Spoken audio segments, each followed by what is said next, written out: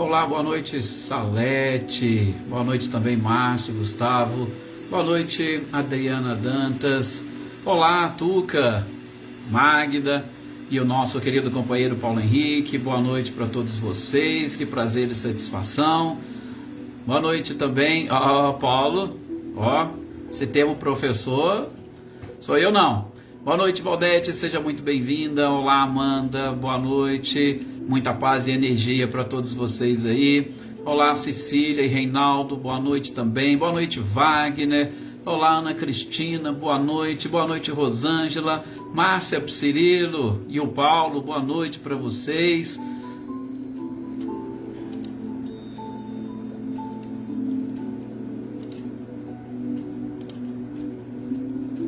Boa noite, Cláudio Honor e Eliane. Boa noite também, Sr. Antônio Pazotto, Isabela. Boa noite, Maria Eleusa. Olá, Maê, seja muito bem-vinda.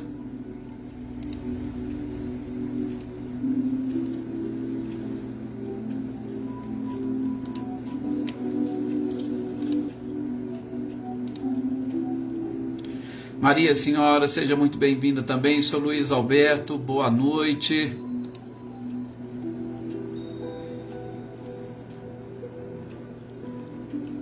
Marcileia, boa noite, seja muito bem-vinda.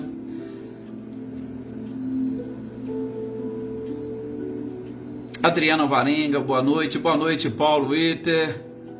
Boa noite também para Elaine, seja muito bem-vinda.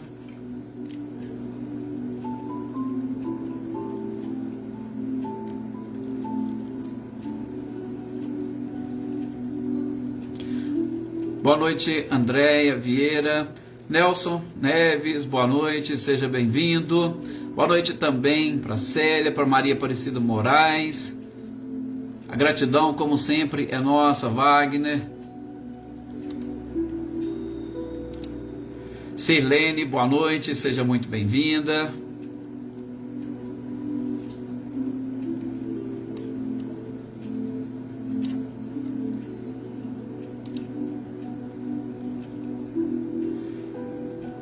Leopoldina, boa noite. Nossa, o nosso horário está bem em cima. Boa noite também para Natália, Ricardinho e Lúcia. Boa noite, Helena. Joana Carneiro, boa noite, seja também muito bem-vinda. Vamos então fazer a nossa prece para nós iniciarmos as nossas reflexões desta noite. Então, mais uma vez, gostaria de convidar a todos vocês para que nesses instantes elevem aí os seus pensamentos ao Mestre amado e querido Jesus, a essa espiritualidade maravilhosa que nos acompanha. Também elevar o nosso pensamento a Maria de Nazaré. Eu sei que muitos de vocês, muitos de nós, somos verdadeiros devotos de Maria, então sempre o nosso pensamento a ela não pode faltar. Boa noite, Fabiano, boa noite, Vânia Assunção, Doralice também, seja muito bem-vinda.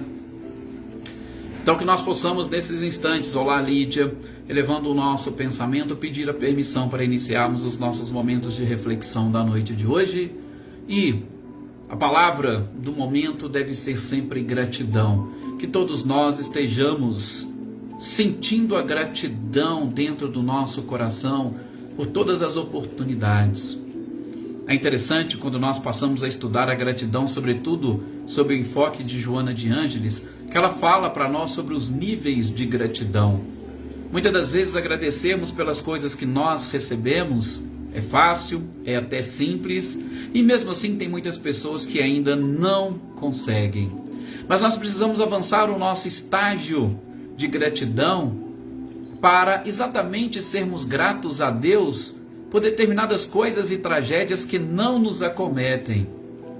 E o nível mais alto de gratidão, que sejamos gratos pelo mal que às vezes, ou na nossa visão, chega até nós e até os nossos lares, porque é exatamente nesses momentos que nós damos verdadeiramente o testemunho a Deus de que nós somos fiéis a Ele e às suas próprias leis. Que sejamos, pois, gratos nesses instantes, sobretudo através dessas lições que nós vamos receber, aprendendo assim, cada vez mais, com o nosso Mestre amado e querido Jesus, para caminharmos de uma forma muito mais tranquila e em paz, rumo à nossa evolução e à felicidade. E que as nossas orações e vibrações ainda se estendam para todos os nossos familiares, os nossos amigos, aqueles que se dizem ou se reconhecem como os nossos inimigos, e principalmente que nós oremos pela força, pela energia, pela saúde e pela paz mundial, e que nós tenhamos condições de resignadamente superarmos esta pandemia que nos acomete, que envolve a todo o planeta, de modo muito especial para aquelas famílias que estão passando pelas dificuldades de internações e também de separação de entes queridos. Bom, gente, com certeza seriam muitas coisas, muitos pedidos que nós deveríamos fazer aqui nas nossas orações, né? Jossanã, Eveline, Roberta e Gabi, sejam bem-vindas. Patrícia Vilas Boas, seja bem-vinda também. Principalmente tem muitos companheiros nossos aqui que se manifestam no grupo, pedem orações. Nós não esquecemos destas pessoas, tá? Fiquem tranquilos, sempre elas estão sim nas nossas orações, e que vocês, cada um, possa também mentalizar essas pessoas, esses entes queridos, nesses momentos, depositando confiança na própria espiritualidade e principalmente rezar efetivamente a oração que o próprio Cristo nos ensinou, mas sempre colocando nas mãos de Deus: seja feita a tua vontade e não a nossa. Bem, nós estamos aqui hoje, dia de quarta-feira, dia de nós fazermos aquela breve leitura e estudo sobre a Gênese. A Gênese, fazendo aquele breve resumo, tá? Principalmente porque eu sei que tem muitas pessoas que vão entrando aos poucos aqui nos nossos estudos, mas eu já deixo aqui mais uma vez o convite. Se não encontrarem aqui na página da AME, podem ir lá na nossa página do YouTube, Edson Vander Assunção, que tem todas as nossas leituras e estudos lá, tudo lá separadinho, com os títulos certinho, de todas essas obras que nós estamos estudando. E a Gênese nada mais é do que o livro que nos mostra o início ou a própria origem. Gênese, começo. O começo principalmente lá do nosso próprio planeta, o começo da doutrina, né? Não nos esquecendo que está justamente no capítulo 1, o começo da doutrina, o começo do nosso planeta, o começo da nossa própria vida, e depois passamos para os milagres, que é efetivamente o que nós estamos vendo, para mais adiante estudarmos as predições segundo o próprio Espiritismo. Então nós estamos especificamente no capítulo dos milagres, e sobretudo dos milagres do Evangelho. Estudamos antes a questão envolvendo os fluidos, como que tudo pode ser explicado pela lei que rege os fluidos. E estudamos e vimos também, no início deste capítulo, a grande autoridade e evolução do próprio Cristo, que foi o protagonista destas curas que estão relatadas pelos evangelistas. Então, é exatamente isso que nós estamos estudando, e no nosso último encontro, na quarta-feira passada, nós vimos a cura de um paralítico.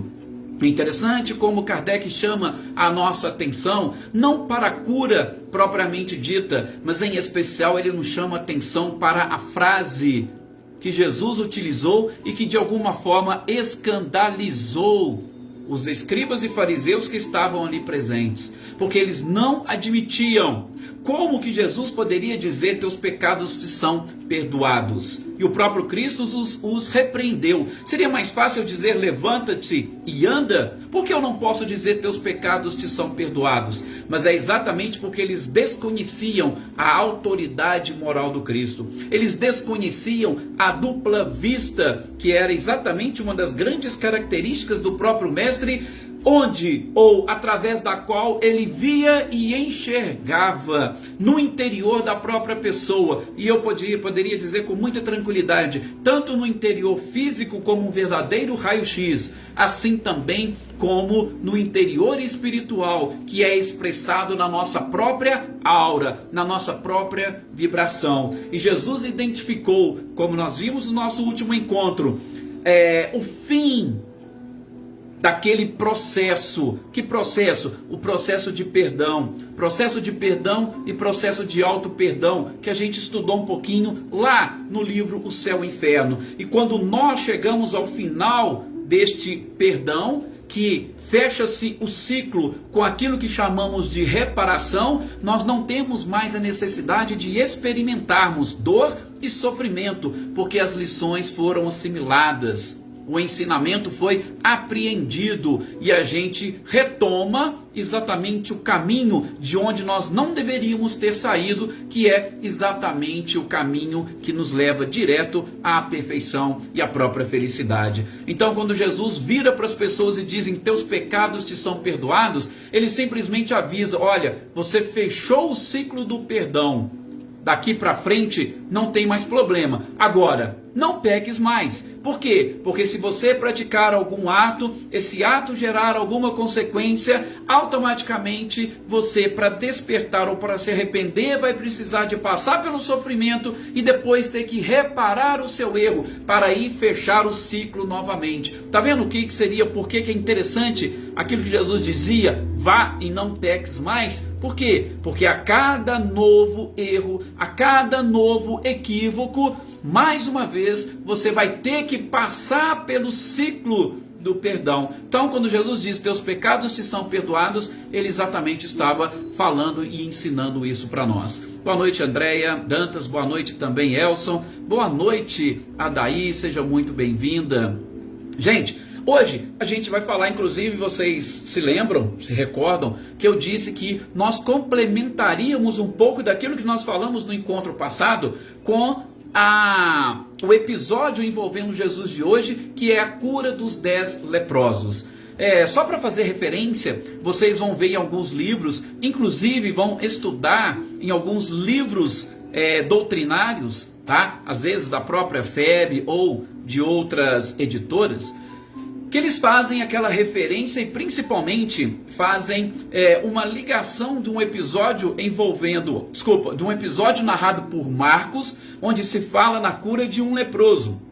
E nós temos o episódio narrado por Lucas, que fala-se da cura dos 10 leprosos. Kardec traz aqui para nós exatamente a cura dos 10 leprosos. Boa noite, Sandra Silva, seja muito bem-vinda.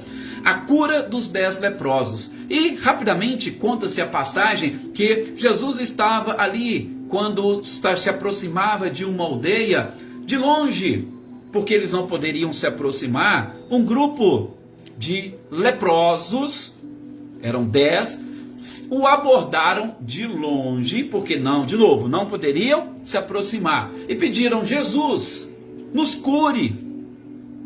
Jesus: o que vocês estão querendo? Nós estamos querendo a cura. Querem a cura? Então façam o seguinte: vão e se apresentem aos sacerdotes. Já vou explicar isso daqui a pouco. E eles então saíram, e no caminho até o templo onde deveriam chegar aos sacerdotes, eles foram ficando curados. E um único, quando ele percebeu que estava curado, ele retorna e glorifica a Deus, se ajoelha aos pés de Jesus, glorifica a Deus. E Jesus, vendo aquela cena, chama a atenção de todos os que estavam à volta. Gente, não eram 10 os leprosos? Por que só um voltou? E aí ele volta para aquele e diz: vá, a tua fé te curou. Amélia Rodrigues, inclusive, diz que este foi um dos seguidores de Jesus. E um fato envolvendo o episódio é que ele era samaritano. Bom, vamos então tentar entender esta passagem? Sim. Primeiro, nós vamos começar exatamente abordando e lembrando que Jesus adotou, naquela oportunidade, um comportamento condizente com a cultura daquela época. E isso é sempre importante nós nos lembrarmos.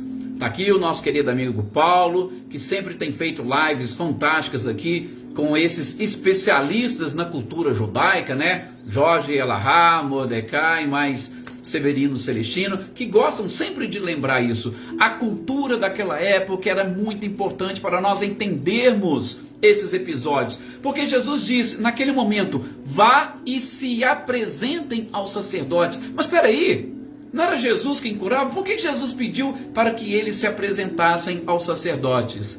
Muito simples. Naquela época, nós não tínhamos os estados organizados como nós temos hoje. Hoje nós temos um estado organizado, principalmente, e isso na sua grande maioria, eles são estados constituídos de um poder executivo, de um poder legislativo e de um poder judiciário, que é a grande maioria. Não são todos os sistemas, mas a grande maioria. Boa noite, Anitta e Clarindo, sejam bem-vindos. Às vezes acaba se confundindo, mas agora está certinho, está na de hoje sim, Anitta. Então, hoje nós temos isso dividido. Então, todo mundo liga a TV, né, e não faltam críticas, né? Para principalmente o Supremo, para os deputados, para o Congresso, né?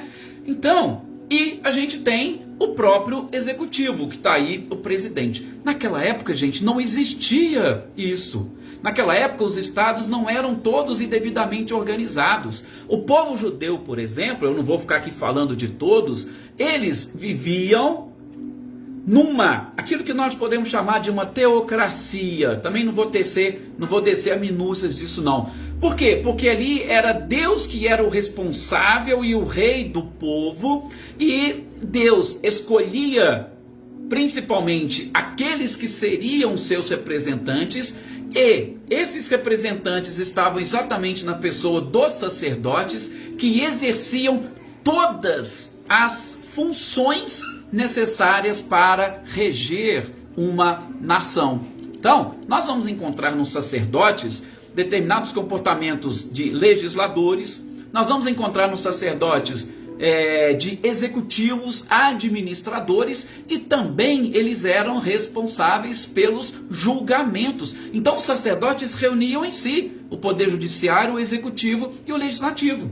Tanto é que quem que julgou Jesus? Não foram lá os sacerdotes, inclusive sob a orientação e batuta do sumo sacerdote Anás e Caifás, que eram os dois grandes personagens daquela época, para nós vermos como que funcionava. Então, quando Jesus fala, olha, vá aos sacerdotes, Jesus estava falando e, pelo menos, orientando-os, cumpram aquilo que está na lei. Por quê?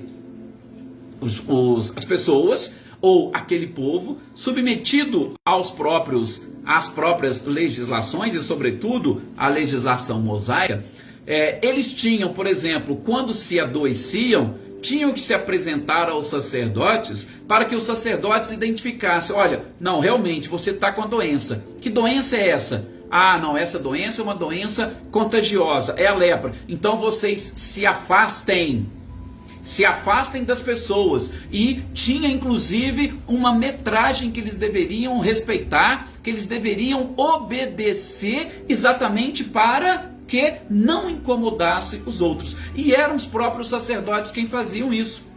Muitas das vezes chegava lá para os sacerdotes, se eles tivessem dúvida se era lepra ou não, porque às vezes estavam no início da doença, eles falavam, olha, volta aqui semana que vem, que a gente vai ver, nós vamos rezar, pedir orientação a Deus e tal, e a gente vê o que é. Eles voltavam e, se fosse identificado, eles teriam que se afastar da sociedade. Também nós já tivemos oportunidade, a gente vai ver em outras passagens, vocês já devem ter visto também em outras lives, em outras palestras, as pessoas que eram autorizadas a pedir esmolas.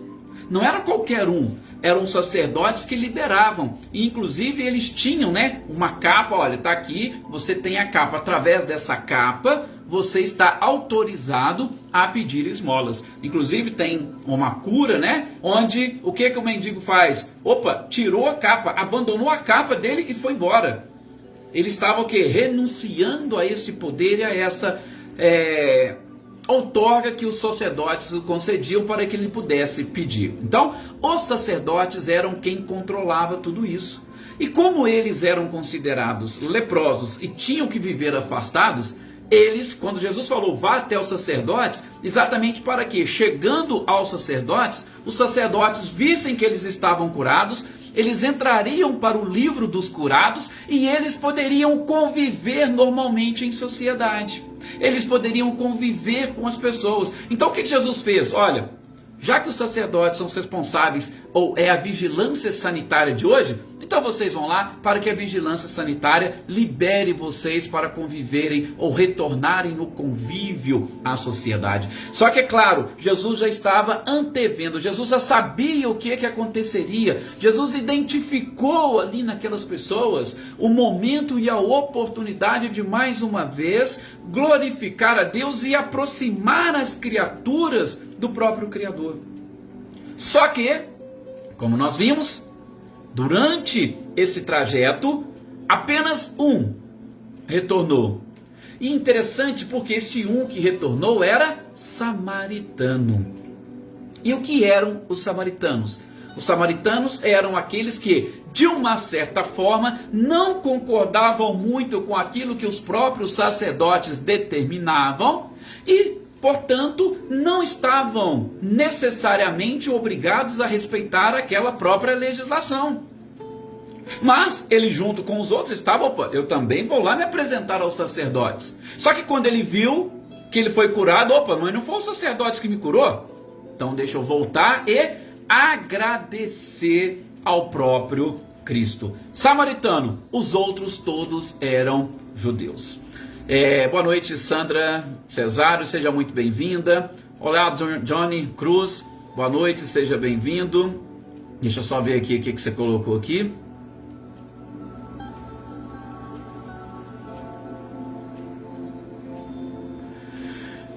Johnny, a gente vai sim no decorrer dessa nossa live, porque o que acontece? Nós estamos fazendo aqui aquilo que chamamos de uma leitura e estudo das obras de Kardec, tá?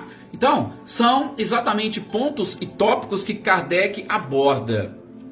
Por que não se fala muito deste período da vida de Jesus? Sim, nós tivemos alguns episódios que a Bíblia e o Evangelho traz, mas são raros. Por quê? Porque nós não tivemos muitas informações e, sobretudo, os evangelhos que foram aceitos pela igreja foram apenas e tão somente esses 4. Nós temos alguns evangelhos apócrifos que poderiam trazer mais informações, mas eles não foram aceitos ou recepcionados pela igreja. Por isso que nós não temos tantas informações. E em especial porque dos 30 aos 33 anos foi exatamente considerado a vida pública de Jesus. E esta vida pública do Mestre é exatamente aquela onde ele aproveita para levar a todas as pessoas os seus ensinamentos. Porque o seu objetivo foi trazer conhecimentos e informações morais.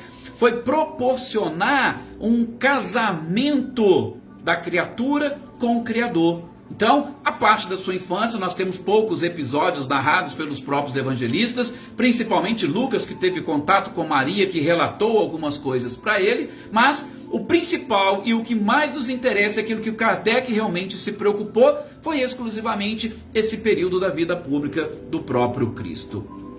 Boa noite também, Marinha. Inclusive, Marinha, já tive contato ali inteirinho, aquele depoimento que você colocou, tá? Você mandou para mim, muito interessante, muito importante, faz a gente refletir mesmo. Olá, Valdileia, boa noite, Josiane, olá, Edna Maria, boa noite também, a gratidão é toda nossa. Então vamos prosseguir. Vejam, 10 leprosos, os 10 Jesus falou para ir, nós agora já sabemos o porquê que Jesus disse para eles irem. Jesus estava exatamente cumprindo com os compromissos, ou pelo menos aquilo que a legislação determinava. Se antes eles estavam escritos no livro dos sacerdotes como seres impuros, e a gente sabe o quanto a impureza para aquele povo representava algo assim, realmente escabroso, tá? Lembram das mulheres, as mulheres no período menstrual. Então, assim, determinados alimentos, sim, alguns alimentos, pessoa que comesse determinados alimentos não poderiam se misturar com as outras enquanto não passasse por um processo de purificação. Então, tudo isso para eles tinha uma importância, né? Uma importância, vamos assim dizer, realmente ímpar, fantástica. Então, indo lá, eles iam entrar por livro dos curados e aí eles poderiam já se reintegrar à vida social. É interessante que, e uma das coisas que o próprio codificador vai exatamente abordar aqui para nós, é a questão deste retorno do samaritano, tá? E o retorno do samaritano representa, acima de tudo, a gratidão. Jesus não cobrou. Aliás, Jesus não cobrava nada de ninguém. Mas Jesus estava mostrando para aquelas pessoas o porquê que eles, ou melhor, o porquê que o samaritano voltou e ele diz: vá, tua fé te salvou e a partir daí você está realmente limpo e curado. Porque neste movimento que ele fez, sobretudo de gratidão, ele conseguiu lançar dentro do seu próprio coração aquilo que nós poderíamos chamar de uma perfeita conexão com o Criador. E nesta conexão ele não a perderia mais. Logicamente, se ele quisesse. E aí a cura seria uma cura efetiva. Boa noite, Kelly, seja bem-vinda. Os demais, porque Jesus não cobrou dos outros. Ele só falou: olha, eram 10, cadê os outros? Por que só um voltou? Ele não falou: olha, aqueles... Não. Mas simplesmente ele mostra que aquele foi grato e os outros ingratos. Nós vamos ter uma mensagem de Amélia Rodrigues. Agora eu não me recordo certo de qual livro. Eu sei que ela trata desse assunto no livro Luz do Mundo e tem mais outras obras. E onde ela conta mais ou menos o seguinte: estes que voltaram, que foram ver ou ter com os sacerdotes, depois que eles passaram para o livro dos curados, eles voltaram e continuaram com a sua vida. Foram para o bar, beber, foram aproveitar a oportunidade para ter o seu contato com mulheres, porque eles não poderiam ter, eles estavam afastados dessas relações, inclusive relações sexuais. Então eles voltaram a ter aquilo que eles chamavam de uma vida normal.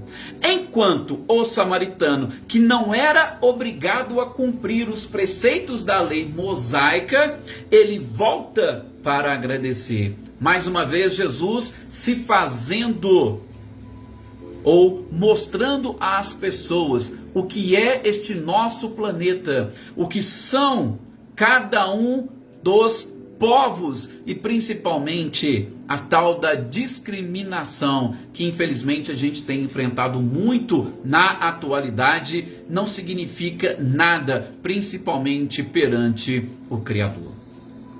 A parábola do bom samaritano. Veja, qual que é o exemplo que Jesus traz ali? Olha, vocês estão tudo falando que são cumpridores da lei, mas espera aí, vou te contar uma história. E aí fala da parábola. Quem realmente era o bom? Quem praticava a caridade? Quem merecia a salvação? De novo, um samaritano que não era obrigado a cumprir os preceitos da lei. Mostrando que nós não podemos e não precisamos ficar com nenhum tipo de hipocrisia. E a verdadeira salvação, ela vem lá de dentro. A gratidão nesta passagem demonstra isso. Boa noite, Dona Luzia, seja bem-vinda. A gratidão demonstra isso. Ao passo que a ingratidão, ela vai desconectar a criatura com o seu Criador. Por isso que eu iniciei hoje a nossa leitura e estudo com esse chamado para nós pensarmos um pouco mais na própria gratidão. Pode deixar, Wagner, você estará assim com certeza nas nossas preces e a espiritualidade vai inclusive inspirar os médicos em tudo aquilo que você precisar. Tenha fé e a certeza de que não cai uma folha de uma árvore sem a permissão divina, tá? E as nossas orações e vibrações estarão contigo. Bom, só para a gente ilustrar um pouquinho mais, nós temos no livro Estante da Vida, de Humberto de Campos.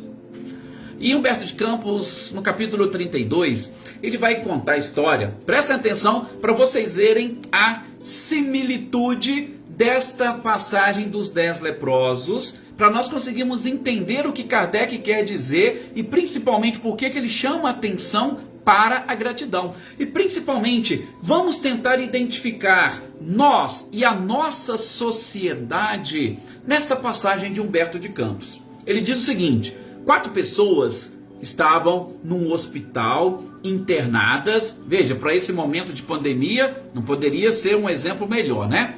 4 pessoas estavam internadas e essas pessoas imploravam a Deus e aos céus a cura. Como é que começa a passagem? Os 10 leprosos: Jesus, abordado, Jesus, cura a gente. Então, 4 pessoas internadas no hospital imploravam a Deus. E o que acontece? Humberto de Campos, ele estava num processo também de aprendizagem, e junto com ele, um outro espírito que estava desenvolvendo, sobretudo, características de magnetismo, onde ele conseguia transmitir o seu magnetismo para as pessoas, para pacientes, e os auxiliavam, inclusive, a se curarem. Então veja, Humberto de Campos e um aprendiz da própria espiritualidade estavam nesse hospital, tinham 4 pacientes e todos os quatro imploravam a Deus a cura para os seus males, porque eles estavam desesperados e, lógico, quando você está internado, você se vê na beira da própria morte, né? Inclusive eu estava comentando com a Maninha, um texto que ela me mandou, que diz mais ou menos isso. Então, os 4 imploravam. Humberto de Campos, junto com esse magnetizador, direcionaram energias para eles e, beleza, foram embora, voltaram na manhã seguinte. Ora, vamos lá ver como é que estão os pacientes que nós direcionamos energias e vibrações? Sim, chegaram lá, olha para vocês verem, chegaram lá, eles identificaram aqueles que na noite anterior estavam implorando a Deus por cura. Eles já estavam com seu egoísmo lá nas alturas e se esqueceram de Deus. Estavam só preocupados com as coisas do cotidiano. Opa, eu estou melhorando, eu vou fazer isso, vou ter que fazer aquilo, eu vou ter que... E se esqueceram completamente de Deus. Aí, ora, chegou o Humberto de Campos e o magnetizador identificou aquilo. Eles, inclusive, se arrependeram. Mas espera aí, ontem eles estavam implorando a Deus auxílio e ajuda. Ao invés de hoje eles estarem agradecendo a Deus por estarem curados, eles já estão preocupados com a sua vida material. Gente, vou abrir um parênteses para voltar aos 10 leprosos. O que nós falamos aqui? Quando os 9 foram até os sacerdotes, que os sacerdotes inscreveu o nome deles no livro dos curados e falou para eles: vocês podem voltar à vida em sociedade, vocês podem ter contato com as pessoas. Na mesma hora eles saíram e foram ter a vida em sociedade, foram dar vazão aos seus prazeres, às suas paixões, e se esqueceram que num dia anterior eles estavam implorando a Jesus a cura. Fecha o parênteses. Veja esses 4 doentes que Humberto de Campos conta. Estavam implorando numa noite anterior auxílio, proteção. Deus, cura a gente. Nós estamos precisando. Se sentiram um pouquinho melhores. Não tinham saído do hospital, não. Se sentiram um pouco melhores e já começaram, os seus pensamentos já estavam todos voltados para a vida material. Esqueceram-se de agradecer. Esqueceram de que precisariam mudar de vida. Por isso que Jesus falava, tua fé te curou, vá e não peques mais. Então os 4 pacientes dentro do hospital, ora, na mesma hora Humberto de Campos e o magnetizador falou, poxa, e agora? A gente tentou auxiliá-los para eles se curarem. Aí agora chega, eles já estão todos preocupados. Se eu soubesse, não tinha feito nada. E aí os mentores espirituais chegaram e falaram para eles, não, vocês podem ficar tranquilos. Eles tiveram apenas uma melhora. A partir daí, eles vão novamente, ou infelizmente, experimentarem as mesmas dores e os sofrimentos, para que eles aprendam a, mais uma vez, conversar com Deus e, sobretudo, serem sinceros de coração. Tá vendo como é que Jesus chama a nossa atenção para a própria gratidão? E aí eu lanço exatamente este questionamento. Nós e a maioria da população mundial, quando nós elevamos o nosso pensamento, quando nós imploramos a Deus e a Jesus por alguma coisa, será que nós estamos preparados para a cura, como este leproso que voltou para agradecer? Ou será que nós somos como os 9 leprosos, que, inscritos no livro dos curados, simplesmente voltaram para a sua vida e novamente se esqueceram de Deus? E aí eu vou complementar uma dessas mensagens de Amélia Rodrigues que eu falei para vocês, que eu não me esqueço do livro. Vários desses, com o passar do tempo, eles vieram a desenvolver ou a mesma doença ou outra doença diferente. Vários desses 9 que obtiveram aquela cura, Amélia Rodrigues fala, no decorrer da vida, desenvolveram esta ou outras doenças diferentes, porque não atenderam a recomendação de Jesus, vai e não peques mais. Então, muitas das vezes nós pedimos a Deus para nos livrar da dor, nos livrar do sofrimento, mas se nós nos livrarmos da dor e do sofrimento, nós vamos também nos livrarmos de Deus. Nós vamos esquecer Deus. Então será que a cura é o melhor caminho para nós? Veja como eu disse para vocês que realmente seria, um complemento àquilo que nós estávamos falando e estudando no nosso encontro passado. Tá? Edna, não deixei de ver aqui o seu recado, e eu tenho certeza que muitos também estão olhando, tá? Para rezarmos aqui para o Omar Pereira Evangelista. Tenha certeza que as nossas preces e orações e as nossas vibrações chegarão também até ele. Então, viram? Entenderam? E vejam como que nós precisamos, pelo menos da agora para frente, aqueles que ainda não tinham refletido sobre isso e sobre essa passagem, como que nós vamos enxergar a dor e o sofrimento na nossa vida. Está vendo também por que Jesus disse, bem-aventurados os aflitos, porque serão consolados? Porque se não for por este caminho, infelizmente, muitos de nós nos perdemos ou nos perderemos. Gente, chegamos ao final de mais uma leitura e estudo. Mais uma vez agradeço muito a vocês o carinho, a dedicação, a participação e continuemos sempre juntos com as nossas orações. E, doravante, sejamos cada vez mais gratos a Deus. Vamos trabalhar bastante a gratidão dentro de nós, porque eu tenho certeza que a nossa vida vai ser totalmente diferente. Como o samaritano, voltem e agradeçam. Muita paz e uma excelente noite.